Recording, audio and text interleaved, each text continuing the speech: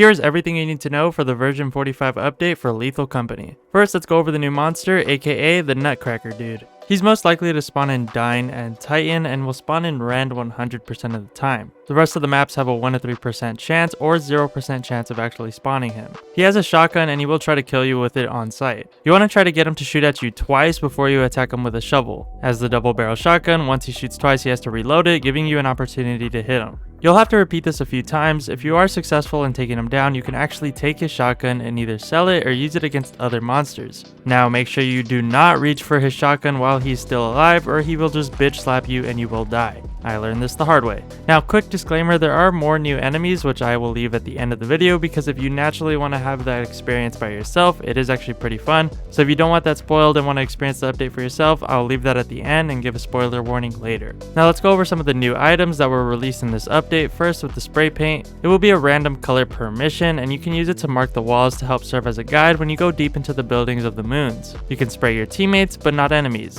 and know that it does run out. And make sure to shake the can to get a good use out of it. Next we have the signal translator, which allows you to transmit a small signal to everyone on the map. It can't be very long, but you can transmit short phrases like come back or blank dead, just to let everyone know that some person has died. Whatever you want to tell the whole team within about 10 characters. What's cool about this is that you don't need to be holding anything to receive the signal. Everyone just automatically receives the signal.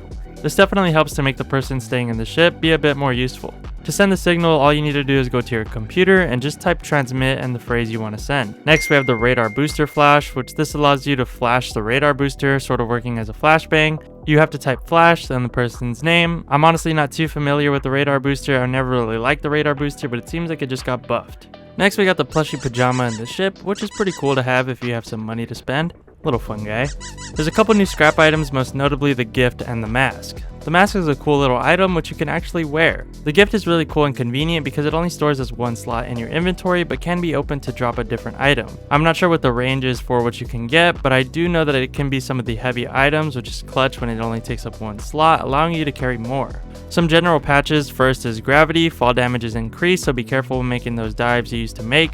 This is probably because some people would live when they fell down the railings. They also apparently fixed the rail cheese, which I honestly thought was an intentional part of the game, but now I'm going to be shitting myself a little bit more. The forest giant is apparently nerfed. I guess it should be a little easier to get away from. I couldn't get away from him before, maybe I can now, but I honestly really hate the big fucker and I hope to not see him nerfed or not. But hey, I appreciate you guys doing the nerf. Also, if you want to nerf the spider, you can't, but you can turn on arachnophobia mode, which hides the skin, and it will just have the word spider chasing after you. Still annoying and scary, but if you really do have a fear of spiders, this will help. Now here's your spoiler warning, make sure to subscribe before you leave, but once again, if you do want to check out the update first before I spoil this part, I highly recommend leaving. Okay, 3, 2, 1.